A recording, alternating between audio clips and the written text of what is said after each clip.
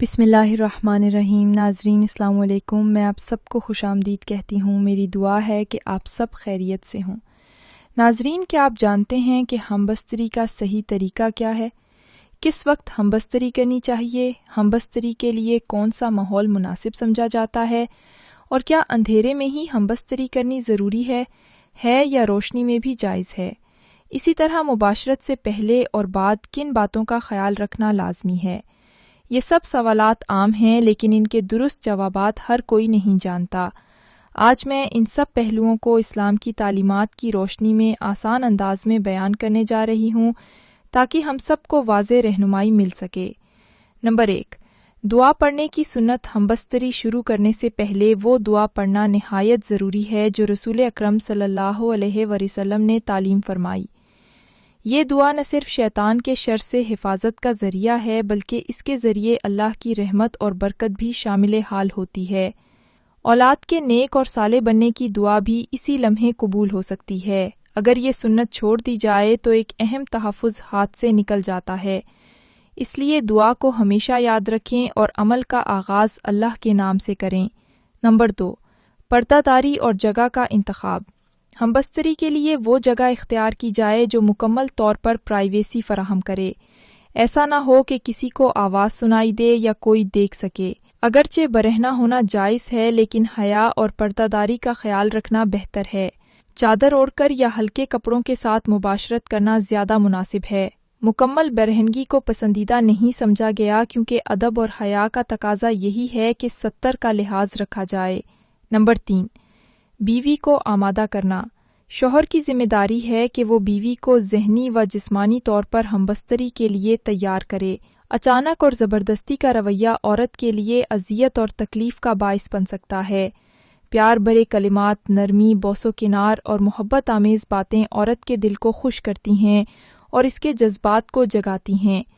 جب عورت آمادہ ہو تو تعلق نہ صرف خوشگوار بنتا ہے بلکہ دونوں کے درمیان محبت بھی گہری ہو جاتی ہے۔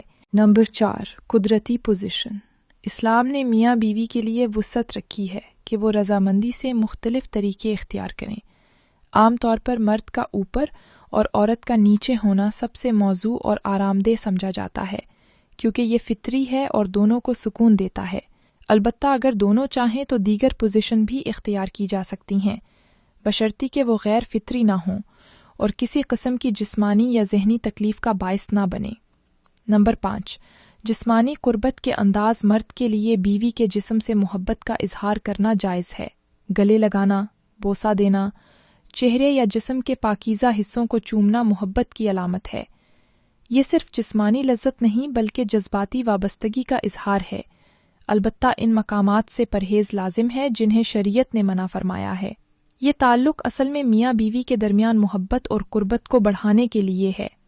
نمبر 6، دخول کا شرعی طریقہ۔ بیوی کے ساتھ ہمبستری صرف اگلی شرمگاہ میں جائز ہے۔ پچھلی شرمگاہ میں دخول شریعت میں سختی سے حرام اور گناہ کبیرہ ہے۔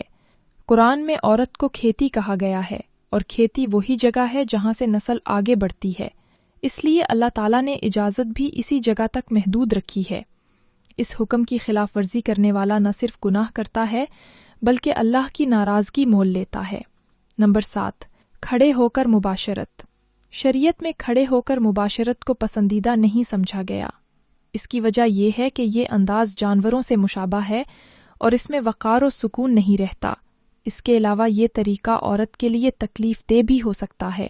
اسلام نے میاں بیوی کے تعلق کو محبت، سکون اور عزت کے دائرے میں رکھنے کی تلقین کی ہے، اس لیے بہتر یہی ہے کہ ایسے طریقوں سے اجتناب کیا جائے جو بے ادبی یا تکلیف کا باعث ہوں۔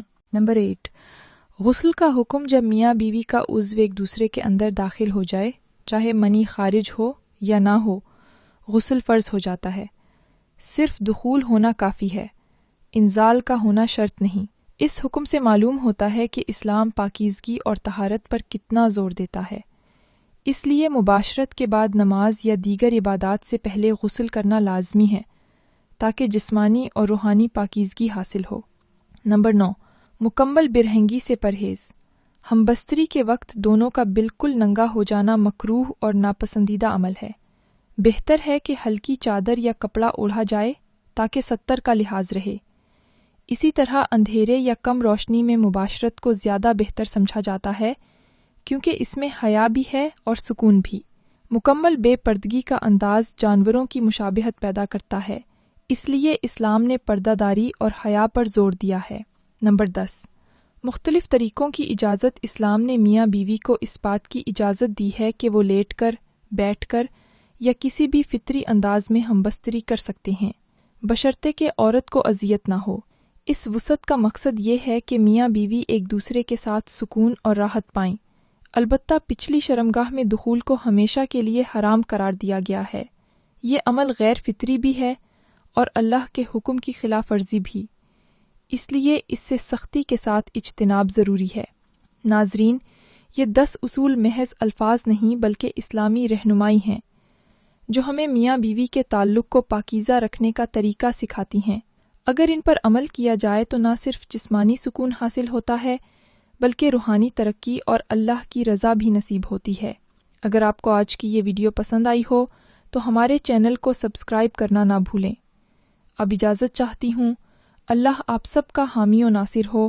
اللہ حافظ۔